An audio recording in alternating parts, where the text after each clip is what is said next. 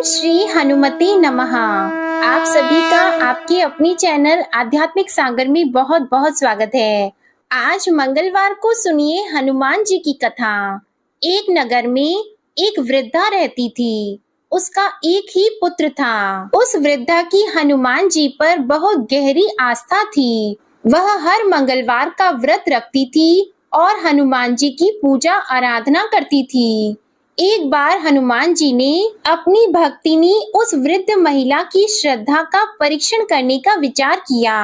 हनुमान जी साधु का वेश धारण कर वृद्धा के घर गए और पुकारने लगे कि है कोई हनुमान भक्त जो हमारी इच्छा पूर्ण करे। तब आवाज उस वृद्धा के कान में पड़ी। पुकार सुनकर वृद्धा जल्दी से बाहर आई और साधु को प्रणाम कर बोली, आज्ञा महाराज। हनुमान वेशधारी साधु बोले, मैं भूखा हूँ, भोजन करूंगा, तुम थोड़ी सी जमीन लीप दो। वृद्धा दुविधा में पड़ गई। अंततः हाथ जोड़कर बोली, महाराज, लीपने और मिट्टी खोदने के अतिरिक्त आप कोई दूसरी आज्ञा दें, मैं अवश्य पूर्ण करूंगी। साधु ने 3 बार प्रतिज्ञा कराने के बाद कहा, तू अपने बेटे को बुला, मैं उसकी पीठ पर आग जलाकर भोजन बनाऊंगा। यह सुनकर वृद्धा घबरा गई, परंतु वह प्रतिज्ञाबद्ध थी। उसने अपने पुत्र को बुलाकर साधु को सौंप दिया।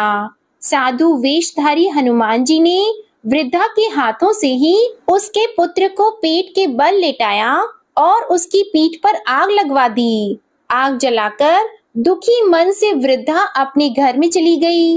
इधर भोजन बनाकर साधु ने वृद्धा को बुलाकर कहा कि उनका भोजन बन गया है, तुम अपने पुत्र को पुकारो ताकि वह भी आकर भोग लगा ले।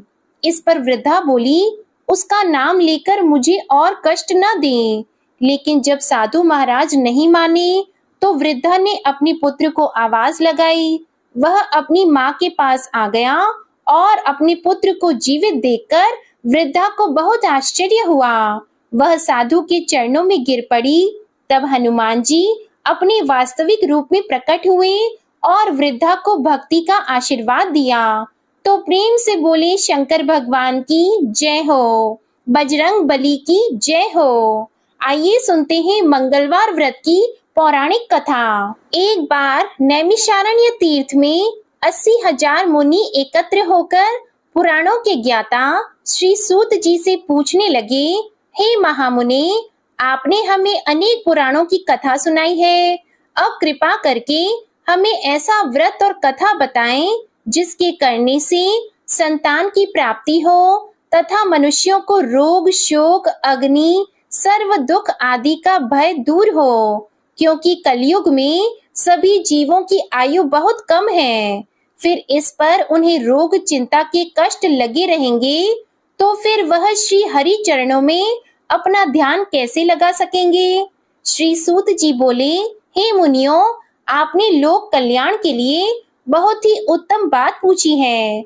एक बार युधिष्ठिर ने भगवान श्री कृष्ण से लोक कल्याण के लिए यही प्रश्न किया था। भगवान श्री कृष्ण और युधिष्ठिर का संवाद तुम्हारे सामने कहता हूँ, ध्यान पूर्वक सुनो। एक समय पांडवों की सभा में श्री कृष्ण जी बैठे हुए थे। तब युधिष्ठिर ने भगवान श्री कृष्ण से प्रश्न किया, हे प्रभु, नंद नंद, गोविंद, आपने मेरे लिए अनेकों कथाएं सुनाई हैं। आज आप कृपा करके ऐसा व्रत या कथा सुनाएं जिसके करने से मनुष्य को रोग, चिंता का भय समाप्त हो और उसको पुत्र की प्राप्ति हो। हे प्रभु, बिना पुत्र जीवन व्यर्थ है। पुत्र के बिना मनुष्य नरकगामी होता है। पुत्र के बिना मनुष्य पितृ ऋण से छुटकारा नहीं पा सकता और न ही उसका पुन्नग नामक नरक से उद्धार हो सकता है। अतः पुत्रदायक व्रत बताएं। श्री कृष्ण भगवान बोले, हे राजन, मैं एक प्राचीन इतिहास सुनाता हूँ, आप उसे ध्यान पूर्वक सुनो। कुंडलपुर नामक एक नगर था। उसमें नंदा नामक एक ब्राह्मण रहता था। भगवान की कृपा से उसके पास सब कुछ था, फिर भी वह दुखी था। इसका कारण यह था कि ब्राह्मण की स्त्री सुनंदा की कोई संतान नहीं थी। सुनंदा पतिव्रता थी, भक्ति पूर्वक श्री हनुमान जी की आराधना करती थी। मंगलवार के दिन व्रत करके अंत में भोजन बनाकर हनुमान जी की आराधना करती थी। मंगलवार के दिन व्रत करके अंत में भोजन बनाकर हनुमान जी को भोग लगाने के बाद स्वयं भोजन करती थी। एक बार मंगलवार के दिन ब्राह्मणी गृह कार्य की अधिकता के कारण हनुमान जी को भोग नहीं लगा सकी, तो इस पर उसे बहुत ही दुख हुआ। उसने कुछ भी नहीं खाया और अपने मन में प्रण किया कि अब तो अगले मंगलवार को ही हनुमान जी को भोग लगाकर अन्न और जल ग्रहण करूंगी। ब्राह्मणी सुनंदा प्रतिदिन भोजन बनाती, श्रद्धा पूर्वक पति को खिलाती, परंतु स्वयं भोजन नहीं करती और मन ही मन श्री हनुमान जी की आराधना करती थी। इसी प्रकार 6 दिन गुजर गए और ब्राह्मणी सुनंदा अपने निश्चय के अनुसार भूखी प्यासी निराहार रही। अगले मंगलवार को ब्राह्मणी सुनंदा प्रातः काल ही बेहोश होकर गिर पड़ी। ब्राह्मणी सुनंदा की इस असीम भक्ति के प्रभाव से श्री हनुमान जी बहुत प्रसन्न हुए और प्रकट होकर बोले, सुनंदा, मैं तेरी भक्ति से बहुत प्रसन्न हूँ, तो उठ और वर मांग।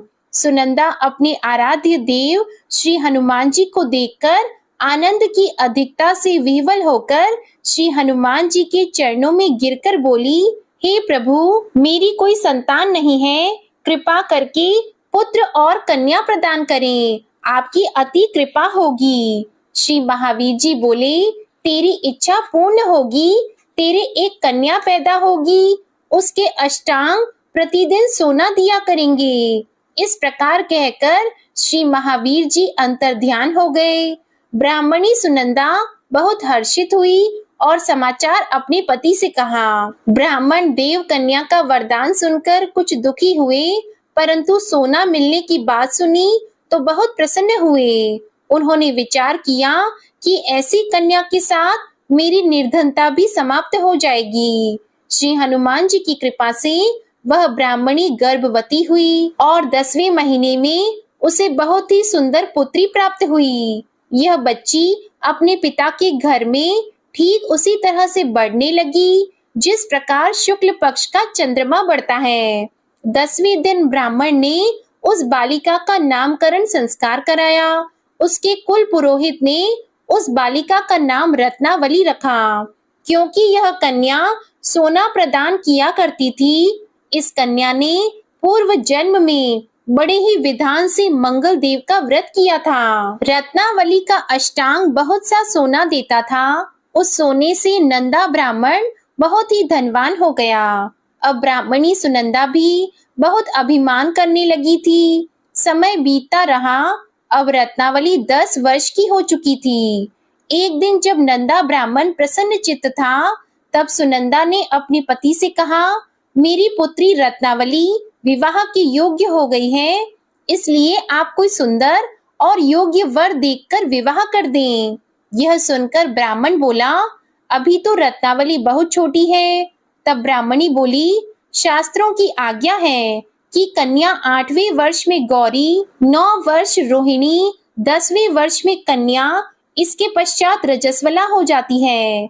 गौरी के दान से पाताल लोक की प्राप्ति होती है, रोहिणी के दान से बैकुंठ लोक की प्राप्ति होती है, कन्या के दान से इंद्र लोक में सुखों की प्राप्ति होती है।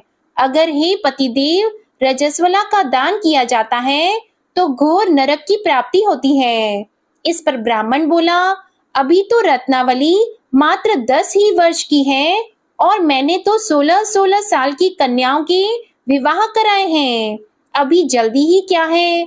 तब ब्राह्मणी सुनंदा बोली, आपको तो लोभ अधिक हो गया है लगता है। अगर 11वें वर्ष में विवाह नहीं होता है तो उसमें मासिक धर्म के रक्त का पिता और बड़े भाई को पान करना पड़ता है। शास्त्रों में कहा गया है कि माता, पिता और बड़ा भाई रजस्वला कन्या को देखते हैं तो वह अवश्य ही नरकगामी होते हैं। तब ब्राह्मण बोला, अच्छी बात है, कल मैं अवश्य ही योग्य वर की तलाश में अपना दूत भेजूंगा। दूसरे दिन ब्राह्मण ने अपने दूत को बुलाया और आज्ञा दी कि जैसी सुंदर मेरी कन्या है वैसा ही सुंदर वर उसके लिए तलाश करो। दूत अपने स्वामी की आज्ञा पाकर निकल पड़ा। पंपई नगरी में उसने एक सुंदर लड़के को देखा। यह बालक एक ब्राह्मण परिवार का बहुत गुणवान पुत्र था। इसका नाम सोमेश्वर था। दूत ने इस सुंदर और गुणवान ब्राह्मण पुत्र के बारे में अपने स्वामी को पूर्ण विवरण दिया। ब्राह्मण नंदा को भी सोमेश्वर अच्छा लगा और फिर एक शुभ मुहूर्त में विधि पूर्वक कन्यादान करके ब्राह्मण संतुष्ट हुए। परंतु ब्राह्मण के मन में तो लोभ समाया हुआ था। उसने कन्यादान तो कर दिया था, पर वह बहुत ही खिन्न था। उसने विचार किया कि रत्नावली तो अब चली जाएगी और मुझे इससे जो सोना मिलता था वह अब मिलेगा नहीं। मेरे पास जो धन था कुछ तो इसके विवाह में खर्च हो गया और जो शेष बचा है वह भी कुछ दिनों के बाद समाप्त हो जाएगा। मैंने तो इसका विवाह करके बहुत बड़ी भूल कर दी है। अब कोई ऐसा उपाय हो कि रत्नावली मेरे घर में ही बनी रहे, अपनी ससुराल न जाए। लोभ रूपी राक्षस ब्राह्मण के मस्तिष्क पर छाता जा रहा था। रात भर अपनी शैया पर बेचैनी से करवटें बदलते बदलते उसने एक बहुत ही क्रूर निर्णय लिया। उसने विचार किया कि जब रत्नावली को उसका पति सोमेश्वर अपने घर के लिए जाएगा तो वह मार्ग में छिपकर सोमेश्वर का वध कर देगा और अपनी लड़की को अपने घर ले आएगा, जिससे नियमित रूप से उसे सोना भी मिलता रहेगा और समाज का कोई मनुष्य उसे दोष भी नहीं दे सकेगा। जब अगले दिन सुबह हुई तो नंदा और सुनंदा ने अपने जमाई तथा लड़की को बहुत सारा धन देकर विदा किया। सोमेश्वर अपनी पत्नी रत्नावली को लेकर ससुराल से अपने घर की तरफ चल दिया। ब्राह्मण नंदा महालोभ के वशीभूत होकर अपनी मति खो चुका था। पाप पुण्य का उसे विचार नहीं रहा था। अपने भयानक और क्रूर निर्णय को कार्य रूप देने के लिए उसने अपने दूत को मार्ग में अपनी जमाई का वध कराने के लिए भेज दिया था, ताकि रत्नावली से प्राप्त होने वाला सोना उसे हमेशा मिलता रहे और वो कभी निर्धन न हो। ब्राह्मण के दूत ने अपने स्वामी की आज्ञा का पालन करते हुए उसके जमाई सोमेश्वर का मार्ग में ही वध कर दिया। समाचार प्राप्त कर ब्राह्मण नंदा मार्ग में पहुंचा और रोती हुई अपनी पुत्री रत्नावली से बोला, हे पुत्री, मार्ग में लुटेरों ने पति का वध कर दिया है। भगवान की इच्छा के आगे किसी का वश नहीं चलता है। अब तू घर चल, वहां पर ही रहकर शेष जीवन व्यतीत करना। जो भाग्य में लिखा है वही होगा। अपने पति की अकाल मृत्यु से रत्नावली बहुत दुखी हुई। करुण क्रंदन और रुदन करती हुई अपने पिता से बोली, हे पिताजी, इस संसार में जिस स्त्री का पति नहीं है उसका जीना व्यर्थ है। मैं अपने पति के साथ ही अपने शरीर को जला दूंगी और सती होकर अपने इस जन्म को, माता पिता के नाम को तथा सास ससुर के यश को सार्थक करूंगी। ब्राह्मण नंदा अपनी पुत्री रत्नावली के वचनों को सुनकर बहुत दुखी हुआ। विचार करने लगा कि मैंने व्यर्थ ही जमाई वध का पाप अपने सिर लिया है। रत्नावली तो उसके पीछे अपने प्राण तक देने को तैयार है। मेरा तो दोनों तरफ से मरण हो गया। धन तो अब मिलेगा नहीं। जमाई वध के पाप के फलस्वरूप यम यातना भुगतनी पड़ेगी। यह सोचकर वह बहुत ही दुखी हुआ। सोमेश्वर की चिता बनाई गई। रत्नावली सती होने की इच्छा से अपने पति का सिर अपनी गोद में रखकर चिता में बैठ गई। जैसे ही सोमेश्वर की चिता को अग्नि लगाई गई, वैसे ही प्रसन्न होकर मंगल देव वहां प्रकट हुए और बोले, हे रत्नावली, मैं तेरी पति भक्ति से बहुत प्रसन्न हूँ, तू वर मांग। तब रत्नावली ने अपने पति का जीवन दान मांगा। मंगल देव बोले, रत्नावली, तेरा पति अजर अमर है, यह महाविद्वान भी होगा और इसके अलावा तेरी जो इच्छा हो वह वर मांग। तब रत्नावली बोली, हे ग्रहों के स्वामी, यदि आप मुझ पर प्रसन्न हैं तो मुझे यह वरदान दीजिए कि जो भी मनुष्य मंगलवार के दिन प्रातः काल लाल पुष्प, लाल चंदन से पूजा करके आपका स्मरण करेगा, उसको रोग व्याधि नहीं होगी, स्वजनों से कभी वियोग नहीं होगा, सर्प, अग्नि तथा शत्रुओं का भय नहीं रहेगा। और जो स्त्री मंगलवार का व्रत करेगी वह कभी विधवा नहीं होगी। मंगल देव ने तथास्तु कहकर अंतर ध्यान हो गए। सोमेश्वर मंगल देव की कृपा से जीवित हो उठा। रत्नावली अपने पति को पुनः प्राप्त कर बहुत प्रसन्न हुई और मंगल देव का व्रत प्रत्येक मंगलवार को करके व्रतराज और मंगल देव की कृपा से इस लोक में सुख ऐश्वर्य को भोगते हुए अंत में अपने पति के साथ स्वर्ग लोक को गई। प्रेम से बोलिए जय श्री हनुमान। आइए अब सुनते हैं श्री राम नाम की महिमा। लंकापति रावण के वध के बाद जब अयोध्यापति प्रभु श्री राम की कीर्ति दूर दूर तक फैल रही थी और वह मर्यादा पुरुषोत्तम कहलाने लगे थे, तब एक दिन महादेव शिव की इच्छा भी मर्यादा पुरुषोत्तम श्री राम से मिलने की हुई। पार्वती जी को संग लेकर महादेव जी कैलाश पर्वत से उतरकर अयोध्या नगरी के रास्ते पर चल पड़े। भगवान शिव और माँ पार्वती को अयोध्या आया देखकर राम जी बहुत खुश हुए। माता जानकी ने उनका उचित आदर सत्कार किया और स्वयं भोजन बनाने के लिए रसोई में चली गई। इस बीच भगवान शिव ने श्री राम जी से पूछा, आपके सेवक हनुमान जी दिखाई नहीं दे रहे हैं। तब श्री राम बोले, वे बगीचे में हैं। शिव जी ने श्री राम जी से बगीचे में जाने की अनुमति मांगी और पार्वती जी का हाथ थामकर बगीचे में आ गए। बगीचे की खूबसूरती देखकर उनका मन मोहित हो गया। आम के एक घने वृक्ष के नीचे हनुमान जी दीन दुनिया से बेखबर गहरी नींद में सोए हुए थे और एक लय में खर्राटों से राम नाम की ध्वनि उठ रही थी। चकित होकर शिवजी और माता पार्वती एक दूसरे की ओर देखने लगे। माता पार्वती मुस्कुरा उठी और वृक्ष की डालियों की ओर इशारा किया। राम नाम सुनकर पेड़ की डालियां भी झूमने लगी थी और इनके बीच से भी राम नाम उच्चारित हो रहा था। शिवजी इस राम नाम की धुन में मस्त मगन होकर खुद भी राम राम कहकर नाचने लगे। माता पार्वती जी ने भी अपने पति का अनुसरण किया और अपने कोमल पैर थिरकाने लगी। शिवजी और माता पार्वती जी के नृत्य से ऐसी झनकार उठी कि स्वर्ग लोक के देवता गण भी आकर्षित होकर बगीचे में आ गए और राम नाम की धुन में सभी मस्त हो गए। माता जानकी भोजन तैयार करके प्रतीक्षा कर रही थी, परंतु संध्या घिरने पर भी अतिथि नहीं पधारे। तब अपने देवर लक्ष्मण जी को बगीचे में भेजा। लक्ष्मण जी तो स्वयं को श्री राम का सेवक ही मानते थे, इसलिए बगीचे में आकर जब उन्होंने धरती पर स्वर्ग का नजारा देखा तो स्वयं भी राम नाम की धुन में झूम उठे। महल में माता जानकी जी परेशान हो रही थी कि अभी तक भोजन ग्रहण करने कोई भी क्यों नहीं आया।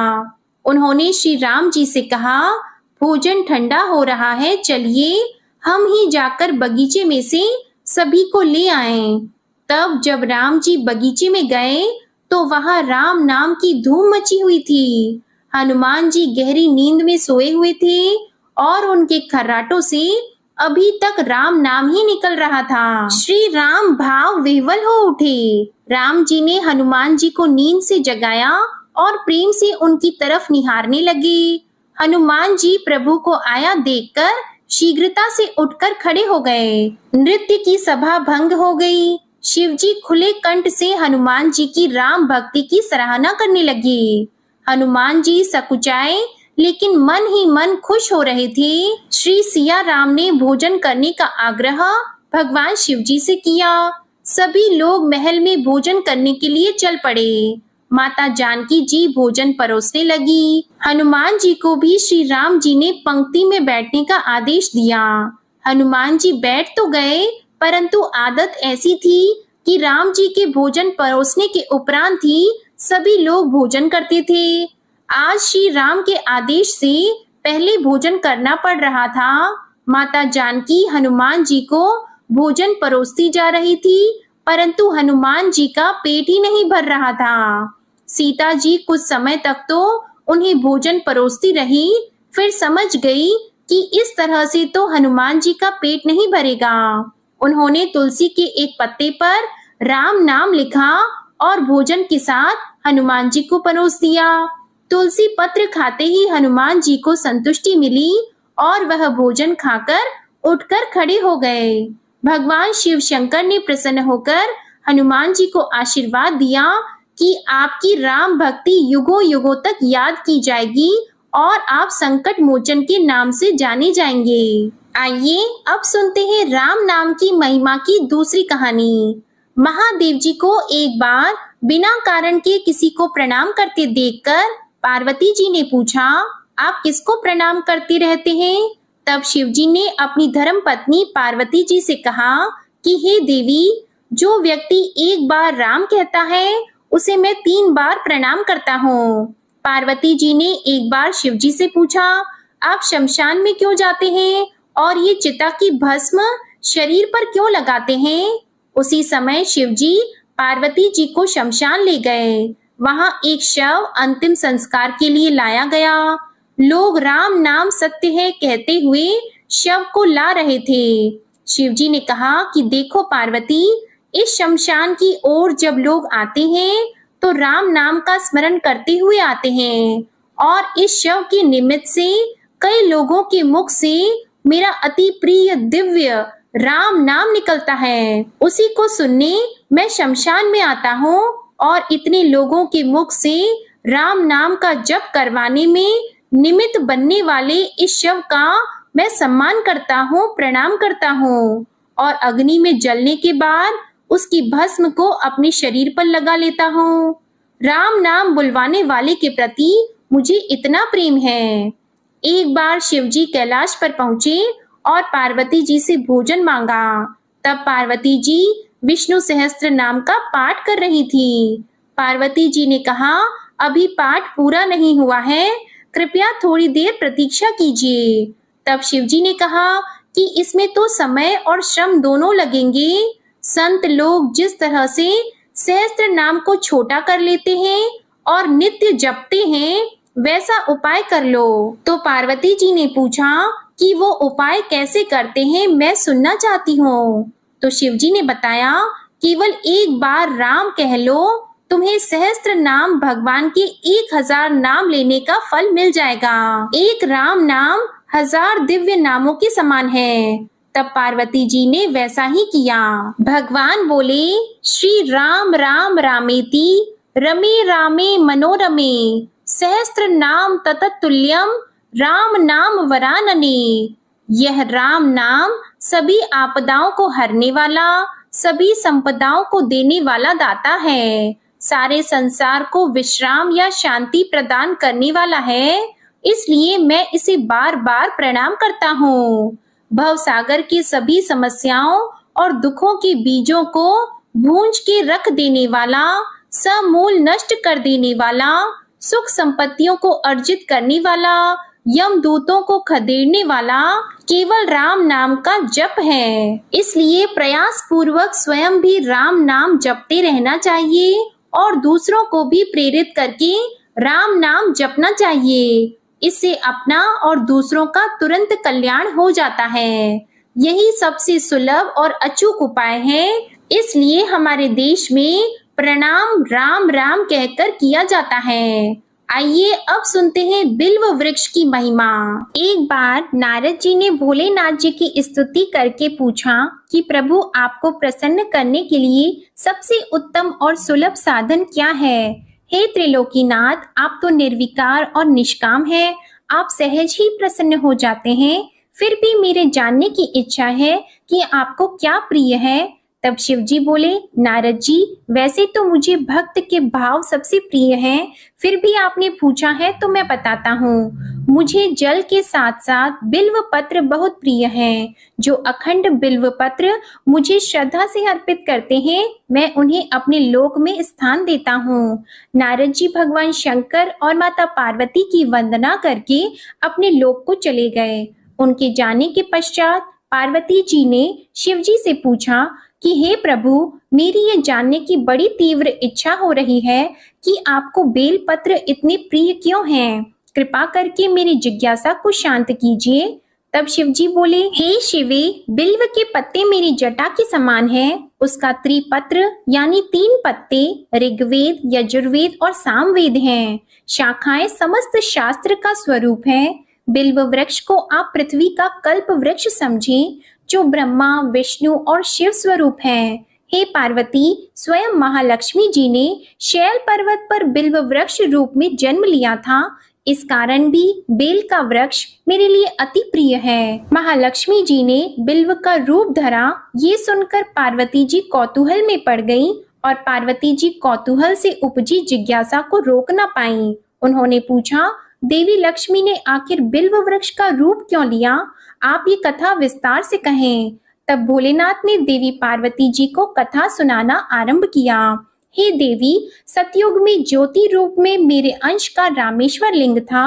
ब्रह्मा आदि देवों ने उसका विधिवत पूजन अर्चन किया था। इसका परिणाम ये हुआ कि मेरे अनुग्रह से वाणी देवी सबकी प्रिय हो गई। वे भगवान विष्णु को सतत प्रिय हो गई। मेरे प्रभाव से भगवान केशव के मन में वाग देवी के लिए जितनी प्रीति उत्पन्न हुई, वह स्वयं लक्ष्मी जी को नहीं भाई। लक्ष्मी देवी का श्री हरि के प्रति मन में कुछ दुराव पैदा हो गया। वह चिंतित और रुष्ट होकर चुपचाप परम उत्तम श्री शैल पर्वत पर चली गईं। वहां उन्होंने तप करने का निश्चय किया और उत्तम स्थान का चयन करने लगी। महालक्ष्मी ने उत्तम स्थान का निश्चय करके मेरे लिंग विग्रह की उग्र तपस्या प्रारंभ की। उनकी तपस्या कठोरतम होती जा रही थी। हे परमेश्वरी, कुछ समय के बाद महालक्ष्मी जी ने मेरे लिंग विग्रह से थोड़ा ऊर्ध्व में एक वृक्ष का रूप धारण कर लिया। अपने पत्तों और पुष्प द्वारा निरंतर मेरा पूजन करने लगी। इस तरह महालक्ष्मी जी ने लाखों वर्षों तक घोर आराधना की। अंततः उन्हें मेरा अनुग्रह प्राप्त हुआ। मैं वहां प्रकट हुआ और देवी से इस घोर तप की आकांक्षा पूछकर वर देने को तैयार हुआ। महालक्ष्मी जी ने मांगा कि श्री हरि के हृदय में मेरे भाव से वाग देवी के लिए जो स्नेह हुआ है वह समाप्त हो जाए। तब शिव जी बोले, मैंने महालक्ष्मी जी को समझाया, श्री हरि के हृदय में आपके अतिरिक्त किसी और के लिए कोई प्रेम नहीं है। वाग देवी के प्रति उनका प्रेम नहीं अपितु श्रद्धा है। यह सुनकर लक्ष्मी जी प्रसन्न हो गईं और पुनः श्री विष्णु के हृदय में स्थित होकर निरंतर उनके साथ विहार करने लगी। हे पार्वती, महालक्ष्मी के हृदय का एक बड़ा विकार इस प्रकार दूर हो गया। इस कारण हरिप्रिया उसी वृक्ष रूप में सर्वदा अतिशय भक्ति से भरकर यत्न पूर्वक मेरी पूजा करने लगी। हे पार्वती, इसी कारण विश्व का वृक्ष, उसके पत्ते, फल, फूल आदि मुझे बहुत प्रिय हैं। मैं निर्जन स्थान में बिल्व वृक्ष का आश्रय लेकर रहता हूँ। बेल वृक्ष को सदा सर्व तीर्थ में एवं सर्व देवमय मानना चाहिए। बिल्व पत्र, बिल्व फूल, बिल्व वृक्ष अथवा बिल्व काष्ठ के चंदन से जो मेरा पूजन करता है वह भक्त मेरा अति प्रिय है। बिल्व वृक्ष को शिव के समान ही समझो। वह मेरा शरीर है जो बिल्व पर चंदन से मेरा नाम अंकित करके मुझे अर्पण करता है। मैं उसे सभी पापों से मुक्त करके अपने लोक में स्थान देता हूँ। हे देवी, उस व्यक्ति को स्वयं लक्ष्मी जी भी नमस्कार करती हैं जो मेरा पूजन करते हैं। जो बिल्व मूल में प्राण छोड़ता है उसको रुद्र देह प्राप्त होता है और ऐसे मनुष्य पर सदैव ही माता लक्ष्मी की कृपा रहती है और साथ ही साथ भगवान नारायण की कृपा भी उन पर सदैव बनी रहती है। प्रेम से बोलिए भगवान शिव और माता पार्वती की जय। आइए अब सुनते हैं मंगलवार को सुनी जाने वाली मंगला गौरी माता की पौराणिक कथा। कुरु देश में श्रुत कीर्ति नामक एक विद्वान, कीर्तिशाली, शत्रुओं का नाश करने वाला, 64 कलाओं का ज्ञाता, तथा धनुर्विद्या में कुशल राजा हुआ था। पुत्र के अलावा अन्य सभी शुभ चीजें उस राजा के पास थी, इसलिए वह राजा संतान के विषय में अत्यंत चिंतित हुआ और जब ध्यान पूर्वक देवी की आराधना करने लगा तब उसकी कठोर तपस्या से देवी प्रसन्न हो गई और उससे यह वचन बोली कि हे सुव्रत, वर मांगो। तब श्रुतकीर्ति बोला, हे देवी, यदि आप मुझ पर प्रसन्न हो तो मुझे सुंदर पुत्र दीजिए। हे देवी, आपकी कृपा से अन्य किसी भी वस्तु का अभाव नहीं है। तब उसका यह वचन सुनकर पवित्र मुस्कान वाली देवी ने कहा, राजन, तुमने अत्यंत दुर्लभ वर मांगा है, फिर भी कृपावश मैं तुम्हें अवश्य दूंगी। किंतु हे राजन, सुनिए, यदि परम गुण पुत्र चाहते हो तो वह केवल 16 वर्ष तक जीवित रहेगा, और यदि रूप तथा विद्या से पुत्र चाहते हो तो दीर्घजीवी होगा। देवी का यह वचन सुनकर राजा चिंतित हो उठा और पुनः अपनी पत्नी से परामर्श करके उसने गुणवान तथा सभी शुभ लक्षणों से संपन्न 16 वर्ष की आयु वाला पुत्र मांगा।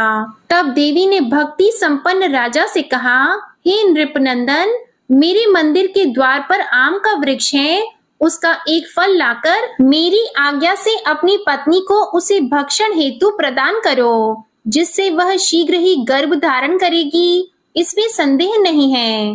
प्रसन्न होकर राजा ने वैसा ही किया और उसकी पत्नी ने गर्भ धारण कर लिया। 10वें महीने में उसने देवतुल्य सुंदर पुत्र को जन्म दिया।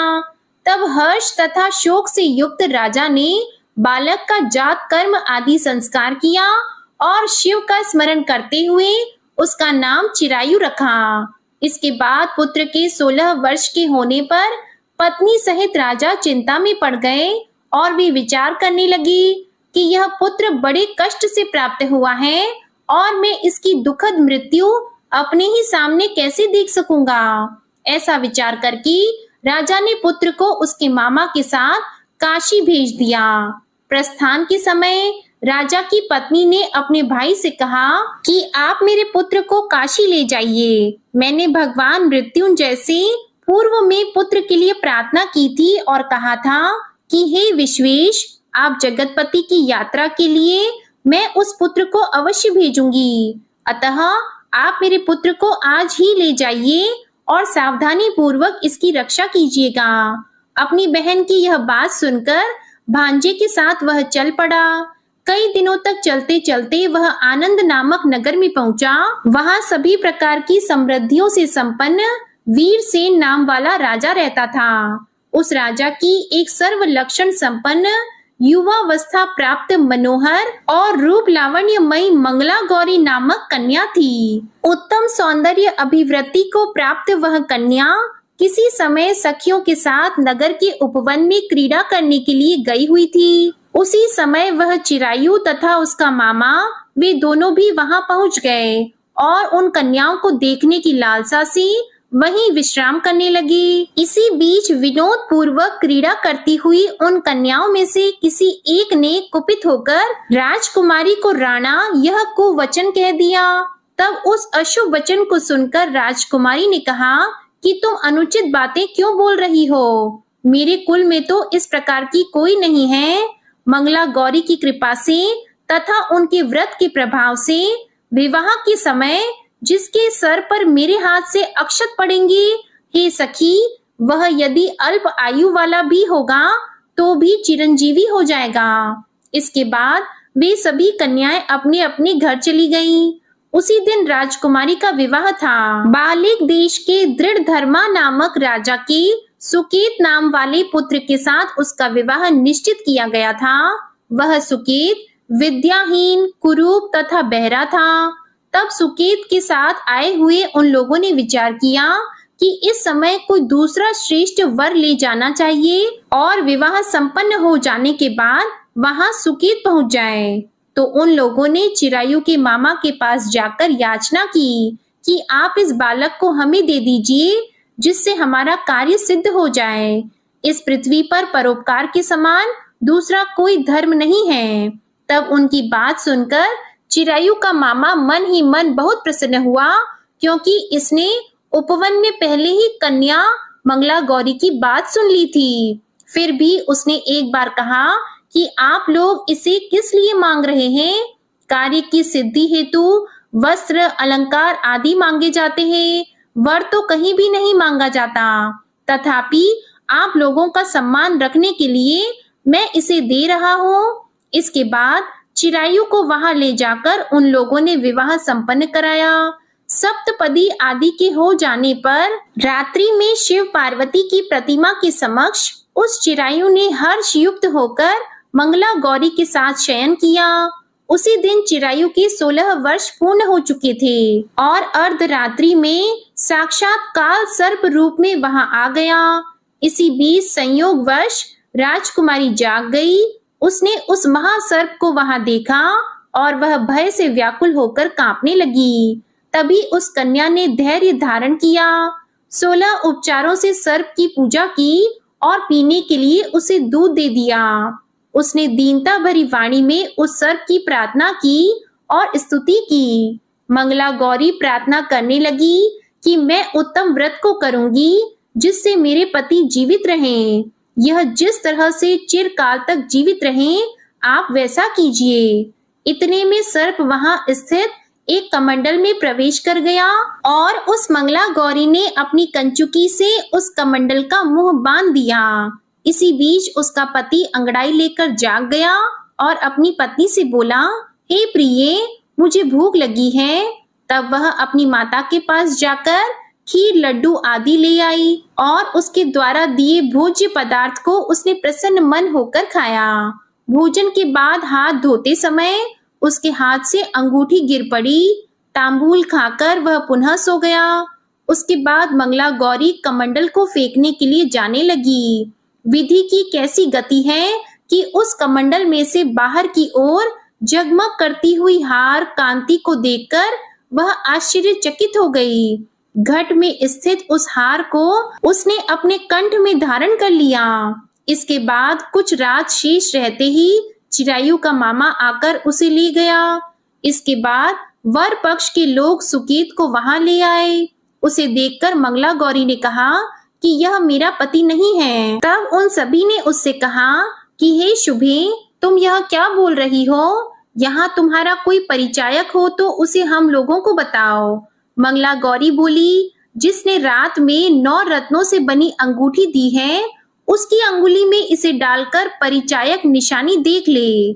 मेरे पति ने रात्रि में मुझे जो हार दिया था, उसके रत्नों का समुदाय कैसा है, उस बात को ये बताएं। ये तो कोई अन्य ही है। इसके अलावा रात में परस्पर भाषण तथा भोजन आदि जो कुछ किया गया था, उसे भी यह बता दें, तब यह निश्चय ही मेरे पति हैं। इस प्रकार उसका वचन सुनकर सभी ठीक है कहने लगे, किंतु जब एक भी बात ना मिली, तब सभी ने सुकेत को उसका पति होने से निषिद्ध कर दिया और वर पक्ष वाले जिस तरह से आए थे उसी तरह से चले गए।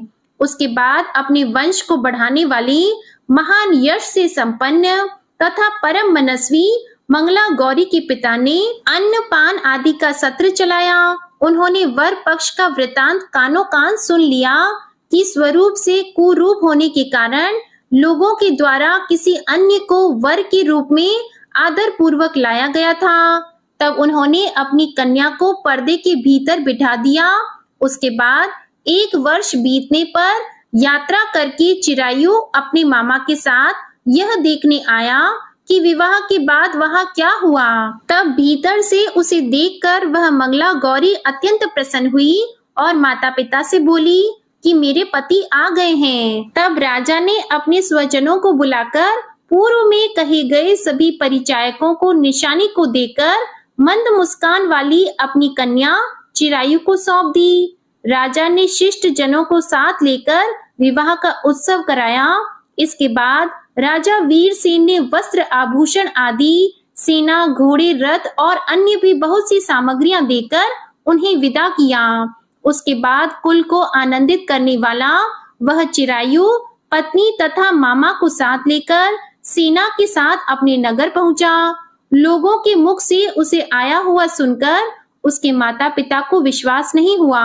उन्होंने सोचा कि प्रारब्ध अन्यथा कैसे हो सकता है। इतने में वह अपने माता पिता के पास आ गया और स्नेह से परिपूर्ण वह चिरायु भक्ति पूर्वक उनके चरणों में गिर पड़ा। तब अपने पुत्र का मस्तक सूंघकर उन दोनों ने परम आनंद प्राप्त किया। पुत्र वधू मंगला गौरी ने भी सास ससुर को प्रणाम किया।